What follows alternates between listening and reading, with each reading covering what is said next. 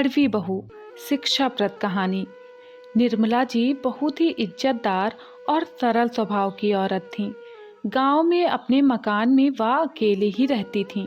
उनके बेटे बहू शहर में जाकर बस चुके थे, लेकिन उनका उस गांव को छोड़ने का मन ही नहीं होता था, इसलिए वो वहां अकेली रहती थीं।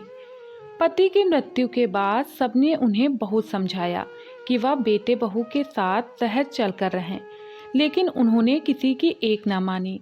गांव में इतने साल रहने के बाद एक अजीब सा रिश्ता जो बन गया था उस गांव से। वह रोज मंदिर जाती थीं। एक दिन वह मंदिर जाकर वापस आ रही थीं, तो तबीयत बिगड़ने की वजह से वह गिर पड़ी। गांव वालों ने उन्हें उठाया, पानी पिलाया और समझाया कि अब इस उम्र में अकेले रहना ठीक नहीं है। निर्मला जी के 3 बेटे थे और तीनों ही शहर में बसे हुए थे।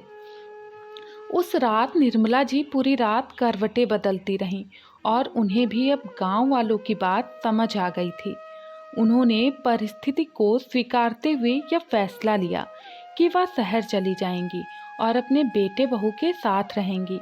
उन्होंने बच्चों को फ़ोन करने का मन बना ही लिया। निर्मला जी की बड़ी बहू बहुत आज्ञाकारी थी, मंझली बहू मस्त मौला और तीसरी बहू स्वभाव से बहुत कड़वी थी। निर्मला जी धार्मिक प्रवृत्ति की थीं। कभी भी कोई तीज त्योहार आता तो पहले से ही तीनों बहुओं को बता देती थीं। बड़ी बहू और मंझली बहू तो बहुत खुशी खुशी व्रत करती थीं, लेकिन छोटी बहू कभी भी उनकी बात नहीं मानती और कहती कि आप मुझे फोर्स करके व्रत रखवाकर सारे त्योहार का मजा किरकिरा कर देती हो। निर्मला जी को वह एक आंख नहीं भाती थी और वह उसे हमेशा व्रत जप करने के लिए कहती ही रहती थी कि शायद इसके कुछ पाप धुल जाएं। दोनों की किसी ना किसी बात पर बहस हो ही जाती थी। एक दिन निर्मला जी को बहुत गुस्सा आया और उन्होंने कहा, तू क्या सोचती है कि बुढ़ापे में मैं तेरा आसरा लूंगी, मर जाऊंगी पर तेरे पास कभी नहीं आऊंगी। निर्मला जी ने बड़ी आस के साथ सबसे पहला फ़ोन अपनी बड़ी बहू को लगाया और बोली, मैं गिर गई हूँ और आजकल ऐसा कई बार हो गया है, तो मैं सोच रही थी कि तुम्हारे पास आ जाऊं।